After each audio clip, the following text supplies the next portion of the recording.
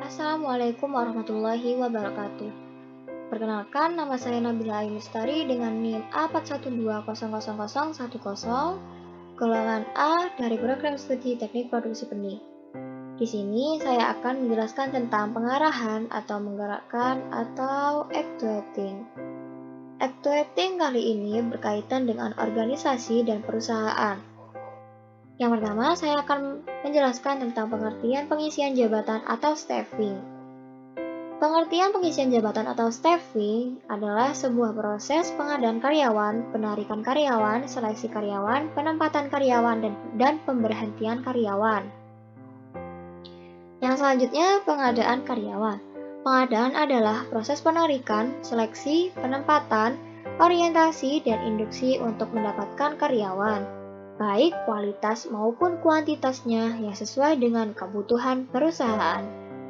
Untuk mendapatkan karyawan yang baik harus dilakukan dengan cara analisis jabatan atau job analysis, uraian pekerjaan atau job description, dan spesifikasi pekerjaan atau job specification. Yang selanjutnya yaitu penarikan karyawan atau recruiting, adalah sebuah kegiatan mencari atau menetapkan sumber tenaga kerja yang diperlukan dan mempengaruhi dengan cara penarikan melalui iklan agar tenaga kerja tersebut mau melamar pekerjaan yang masih kosong di sebuah perusahaan tertentu. Berbicara mengenai penarikan karyawan, erat kaitannya dengan pembukaan lowongan pekerjaan untuk memenuhi kekosongan yang ada atau membentuk sebuah divisi atau bagian dalam pekerjaan di dalam sebuah perusahaan tertentu. Sumber karyawan di sini dapat bersumber dari satu, sumber internal, yaitu melalui karyawan yang telah ada, baik karena rotasi, promosi, dan lain sebagainya. Contohnya, perusahaan benih ketika ingin menetapkan manajer sebuah cabang, maka dia merekrut dari karyawan yang berprestasi dan berpengalaman, kemudian diseleksi. Atau contoh lainnya meminta rekomendasi dari pusat perusahaan benih yang kemudian pusat perusahaan benih akan mengambil dari cabang yang lain.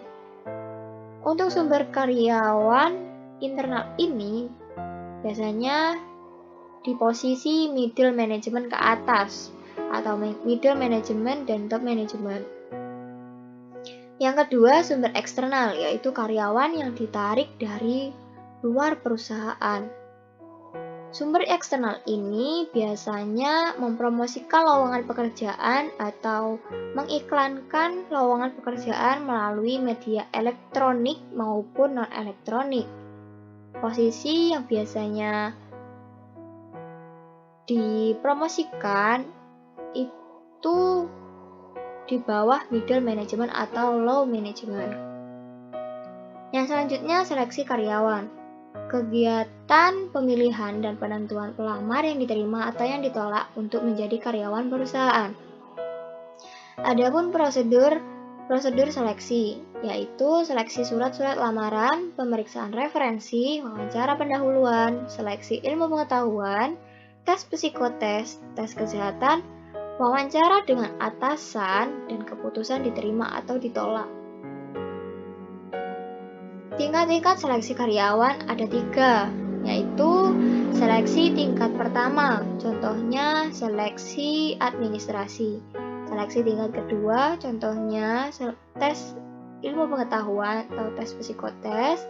Dan seleksi tingkat ketiga, contohnya wawancara. Setelah diseleksi atau lolos dalam tahap tes kesehatan, seorang karyawan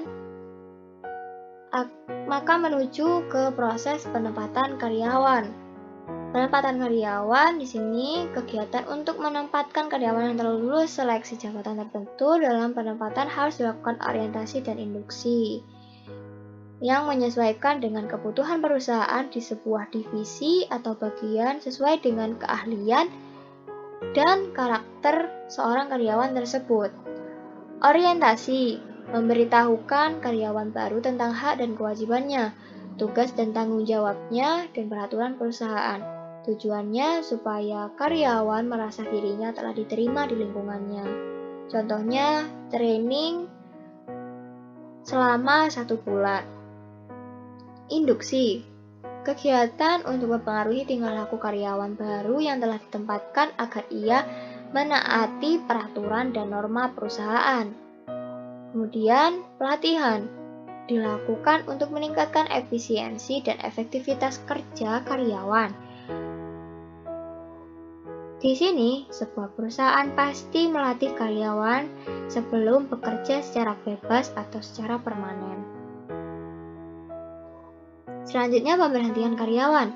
Pemberhentian adalah putusnya hubungan kerja seorang karyawan dengan suatu perusahaan. Hal ini disebabkan oleh keinginan perusahaan, keinginan karyawan, kontrak kerja habis, peraturan perburuhan, pensiun, ataupun meninggal dunia. Pemberhentian karyawan di sini contohnya pada masa COVID-19 saat ini. Karena tingkat konsumsi sebuah produk pada suatu perusahaan tertentu rendah dan menghasilkan pemasukan yang rendah pula, maka perlu diadakan pengurangan karyawan atau PHK, ataupun bisa juga dengan pengurangan gaji para karyawan. Yang selanjutnya yaitu pengarahan atau menggerakkan atau actuating. Menurut GR Terry, pengarahan adalah membuat semua anggota kelompok agar mau bekerja sama dan bekerja secara ikhlas, serta bergairah untuk mencapai tujuan sesuai dengan perencanaan dan usaha pengorganisasian. Jadi, pengarahan adalah sebuah kegiatan yang dilakukan oleh pemimpin untuk membimbing, menggerakkan, mengatur segala kegiatan yang telah diberi tugas dalam melaksanakan sesuatu kegiatan usaha. Adapun pokok masalah yang dipelajari pada fungsi pengarahan kali ini. Yang pertama, tingkah laku manusia. Kebutuhan karyawan selain gaji dan kompensasi yang sesuai, perlakuan yang manusiawi terhadap karyawan dapat mendorong peningkatan produktivitas kerja. Yang kedua, hubungan manusiawi dalam kehidupan berkelompok atau organisasi ini harus didasarkan atas kebutuhan, kepentingan, saling menghormati, saling membutuhkan, dan kerjasama di antara semua pihak untuk mencapai tujuan. Komunikasi adalah Komunikasi adalah suatu alat untuk menyampaikan perintah, laporan, berita, ide, atau pesan, ataupun informasi dari komunikator kepada komunikan agar di antara mereka terdapat interaksi. Proses komunikasi terdiri dari unsur dan lambang. Dalam unsur terdapat komunikator, pesan, saluran, komunikan, dan action. Dalam lambang terdapat suara, tulisan, warna, dan lain-lain.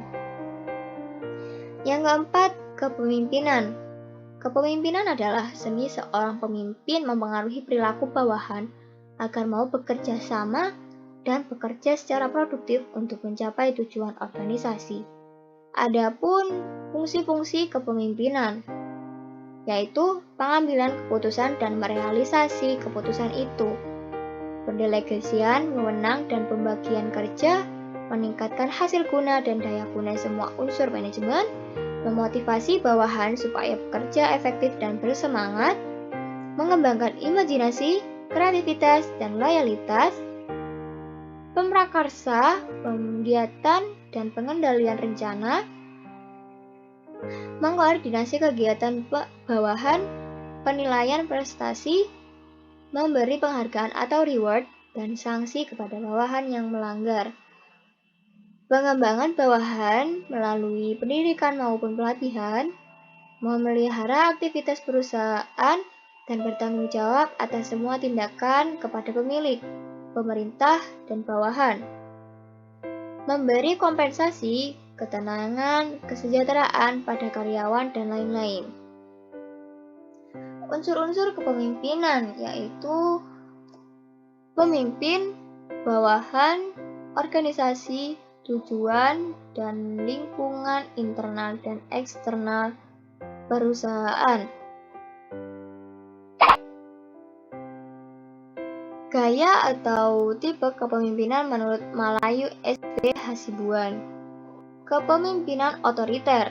Jika seseorang pemimpin menganut sistem sentralisasi wewenang, falsafah pemimpin bawahan adalah untuk pemimpin dan menganggap dirinya paling berkuasa, paling pintar, dan mampu. Pengarahan dilakukan dengan cara instruksi dan perintah. Orientasi kepemimpinan hanya untuk meningkatkan produktivitas kerja karyawan, namun tidak memperhatikan perasaan dan kesejahteraan karyawan. Kepemimpinan partisipatif.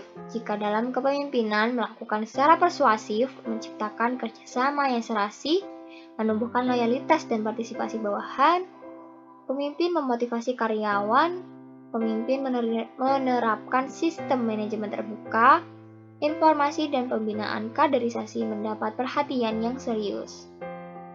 Atau secara singkatnya, kepemimpinan partisipatif adalah gaya kepemimpinan di mana semua individu memiliki kekuasaan atau setara dalam proses pengambilan keputusan bersama terlepas dari jabatan. Yang ketiga, kepemimpinan delegatif. Jika seorang pemimpin mendelegasikan wewenang kepada bawahannya dengan agak lengkap, sehingga bawahan itu dapat mengambil keputusan dan kebijakan dengan agak bebas dalam melakukan pekerjaannya.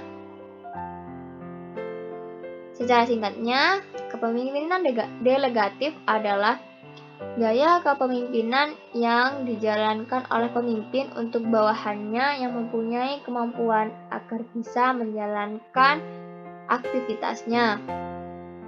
Karakter actuating ada 6. Yang pertama, pervasive function. Maksudnya adalah pengarahan diterima pada berbagai level organisasi. Setiap manajer menyediakan petunjuk dan inspirasi kepada bawahannya. Fungsi persuasif adalah fungsi manajemen yang menetap. Continuous activity atau pelatihan berkelanjutan, maksudnya adalah pengarahan merupakan bentuk aktivitas yang berkelanjutan sepanjang masa hidup organisasi. Pelatihan berkelanjutan ini adalah pelatihan tidak melibatkan waktu istirahat, contohnya bersepeda, berenang, dan lain-lain. Human factor atau faktor manusia, maksudnya adalah pengarahan senantiasa berhubungan dengan bawahan, sehingga akan berkaitan dengan human factor. Human factor adalah perilaku manusia yang kompleks dan tidak dapat diprediksi. Human factor adalah aktivitas yang tidak sesuai atau ketidaksetaraan di antara kemampuan. Selanjutnya, creative activity. Maksudnya adalah adanya pengarahan akan membantu dan mempermudah dalam mengubah rencana dalam suatu tindakan nyata. Tanpa adanya fungsi pengarahan ini, seseorang dapat menjadi inaktif dan sumber fisik yang dimiliki akan menjadi tidak berarti. Yang terakhir, executive function. Maksudnya adalah pengarahan dilakukan oleh semua manajer dan eksekutif pada semua level pada semua jenis organisasi, dan bawahan hanya menerima instruksi hanya dari atasannya. Fungsi eksekutif adalah seperangkat memori mental yang mencakup memori kerja. Dan selanjutnya, delegasi function. Maksudnya adalah pengarahan merupakan satu fungsi manajemen yang langsung berhadapan dengan manusia. Atasan harus dapat mengetahui bahwa perilaku manusia merupakan suatu hal yang tidak dapat diprediksi dan alami, sehingga atasan harus dapat mengkondisikan perilaku seseorang ke arah tujuan yang diharapkan. Delegasi function adalah pemberian wewenang kepada orang lain, biasanya dari manajer ke bawahan untuk melaksanakan kegiatan tertentu. Tujuan pengarahan atau directing. Tujuan utamanya adalah agar tugas-tugas yang menjadi kewajiban para anggota organisasi dapat dijalankan dengan diselesaikan dengan baik sebagai tujuan organisasi sesuai pedoman perencanaan. Adapun tujuan-tujuan dari pengarahan dan directing yang lainnya, yaitu sebagai alat motivasi, untuk memprakarsai aksi, untuk penggunaan sumber daya dengan efisien, sebagai coping perubahan, untuk mengintegrasikan upaya, dan untuk menyediakan stabilitas. Bagaimana sih cara melakukan pengarahan atau directing itu? Nah, berikut ini adalah cara-caranya. Yang pertama yaitu orientasi. Di sini orientasi contohnya perintah memberikan informasi. Yang kedua, perintah adalah permintaan pemimpin kepada bawahannya. Yang ketiga, delegasi wewenang, yaitu pelimpahan bagian wewenang dari pemimpin ke bawahan. Yang keempat yaitu petunjuk. Yang kelima yaitu motivasi, adalah pemberian semangat bekerja. Yang keenam mempengaruhi, adalah usaha meyakinkan para anggota. Oke, sekian materi yang dapat saya presentasikan atau yang dapat saya jelaskan kepada teman-teman semua. Semoga apa yang saya jelaskan bermanfaat untuk kedepannya bagi teman-teman. Mohon maaf apabila ada salah kata. Terima kasih telah memperhatikan dan melihat konten YouTube saya.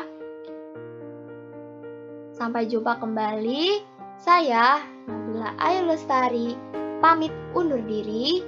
Wassalamualaikum warahmatullahi wabarakatuh.